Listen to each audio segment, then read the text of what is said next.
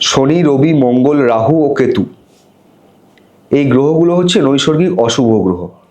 নৈসর্গিক অশুভ গ্রহ মানে কি? অশুভ গ্রহ মানে এই সমস্ত গ্রহগুলো যে পার্টিকুলার অশুভ তা না। কোনো কোনো জাতক জাতিকার ক্ষেত্রে শুভ গ্রহ, আবার কোনো কোনো জাতক জাতিকার ক্ষেত্রে অশুভ গ্রহ। অশুভ গ্রহ মানে তাদের কিছু স্পেসিফিক দৃষ্টি আছে এবং সেই দৃষ্টিগুলোও কিন্তু অশুভত্বের প্রমাণ দেয়। এই প্রসঙ্গে এটা বলা কারণ 29 মার্চে শনি কুম্ভ রাশি ছেড়ে মীন রাশিতে প্রবেশ করছে এবং তার ফলে কিছু কিছু জাতক জাতিকাদের জীবনে শনির সাড়ে সাতির প্রভাব আসতে চলেছে। এখন অনেকের মনেই প্রশ্ন, যারা কিনা মীন রাশির জাতক নয় বা মেষ রাশির জাতক নয় বা কুম্ভ রাশির জাতক নয়, তারা অনেকেই বলছে তাদের নাকি ঢাইয়া শুরু হচ্ছে। এই ঢাইয়া প্রসঙ্গে আমার একটাই কথা বলা, ঢাইয়া মানে কি? ঢাইয়া মানে হচ্ছে শনি হচ্ছে একটা সব থেকে স্লো মুভমেন্ট প্ল্যানেট, খুব ধীর গতি সম্পন্ন গ্রহ এবং শনি একটা রাশি ক্রস করতে তাকে 2.5 বছর সময় নিতে হয় এবং শনি যে রাশিতে থাকে তার আগের রাশি, সেই রাশি এবং তার পরের রাশির সাড়ে সাতির প্রভাব কিন্তু দেয়। ধরে নেওয়া যাক 29 তারিখে শনি মীন রাশিতে প্রবেশ করছে এবং শনির তৃতীয় দৃষ্টি পড়ছে বৃষ রাশির উপরে। বৃষ রাশি মানে যাদের যে সমস্ত জাতক জাতিকাদের ক্ষেত্রে বৃষ রাশিতে চন্দ্র থাকবে তাকেই বলছে বৃষ রাশি। তো এই দৃষ্টি কেমন হতে পারে? প্রথমে জানতে হবে শনি কিন্তু 29 তারিখে মীন রাশিতে প্রবেশ করছে, তখন তার ডিগ্রি থাকবে 0 ডিগ্রি। একটা গ্রহ কোনো রাশিতে পূর্ণ ফল দিতে মিনিমাম সময় নেয় 1 মাস, বিশেষ করে শনি, কারণ সে হচ্ছে সব থেকে ধীর গতিসম্পন্ন গ্রহ। এবারে শনি যদি বৃষ রাশিতে দৃষ্টি দেয় কি হতে পারে? প্রথম কথা, দৃষ্টি তো দিল, বৃষ রাশির উপরে দৃষ্টি দিল, কিন্তু আপনার যদি বৃষ রাশি হয়ে থাকে এবং আপনার যা ডিগ্রি আর শনি যত ডিগ্রিতে অবস্থান করবে, যদি এই দুটো ডিগ্রি 7.5 ডিগ্রির মধ্যে ম্যাচ না করে তাহলে কিন্তু কখনোই শনির ঢাইয়ার প্রভাব আপনার জীবনে আসবে না। এখন বিভিন্ন মানুষ বিভ্রান্ত হয়ে আছেন, আমার কাছে প্রত্যেক দিন ফোন আসে, এরকম কিছু কিছু মানুষ বলে, দাদা আমার তো ঢাইয়া শুরু হচ্ছে, ঢাইয়া শুরু হচ্ছে। ঢাইয়ার নিয়ে কোনো চিন্তা করার কারণই নেই।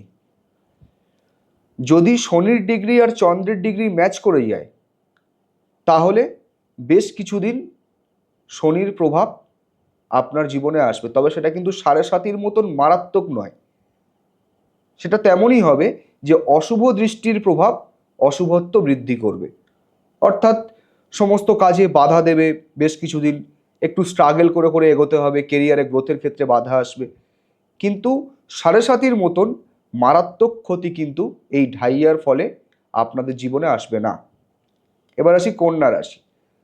কন্যা রাশি আর মীন রাশি থেকে শনির পূর্ণ দৃষ্টি পাচ্ছে কন্যা রাশি, কিন্তু একটাই কথা, শনির ডিগ্রি আর চন্দ্রের ডিগ্রি কিন্তু ম্যাচ করতে হবে। তবে কন্যা রাশিতে শনির দৃষ্টি ততটা ক্ষতিকারক নয়। এবার আসছে শনির দশম দৃষ্টি। দশম দৃষ্টি পড়ছে কোথায়? ধনু রাশিতে। ধনু রাশি কার? বৃহস্পতির রাশি। এবং আমি আগের ভিডিওতে আলোচনা করেছিলাম যে বৃহস্পতি আর শনি তারা কিন্তু সম, অর্থাৎ কেউ কারোর শত্রু নয়।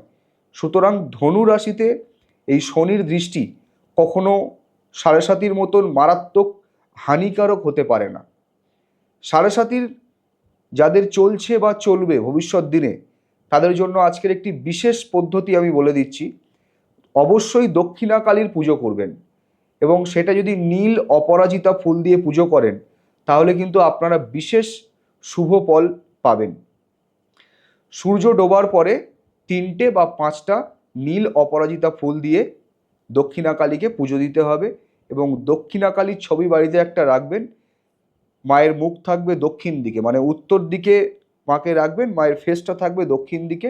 আর সূর্য ডোবার পরে প্রত্যেক দিন না পারলেও শনিবার মঙ্গলবার করে বিশেষ করে নীল অপরাজিতা ফুল দিয়ে পুজো দিন।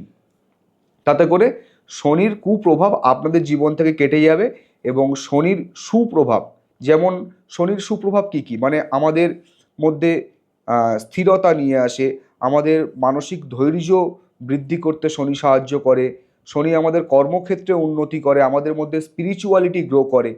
সুতরাং শনির সুপ্রভাব কিন্তু আপনারা জীবনে পাবেন যদি এগুলো বিশেষ করে ফলো করেন। আরও একটা বিষয়, 30শে মে রাহু কিন্তু কুম্ভ রাশিতে প্রবেশ করছে। আর এই কুম্ভ রাশিতে প্রবেশ করার ফলে বিশেষ করে কুম্ভ রাশির জাতক জাতিকাদের ক্ষেত্রে, বৃষ রাশির জাতক জাতিকাদের ক্ষেত্রে বিশেষ সুপ্রভাব আসতে চলেছে। তাদের জীবনে আর্থিক উন্নতি এবং কর্মক্ষেত্রে বিশেষ উন্নতি হতে চলেছে। কিন্তু সিংহ রাশির ক্ষেত্রে সপ্তম স্থান অর্থাৎ কুম্ভ রাশিতে রাহু প্রবেশ করলে তাদের সাংসারিক জীবনে কিন্তু বিশেষ অশান্তি নেমে আসতে পারে।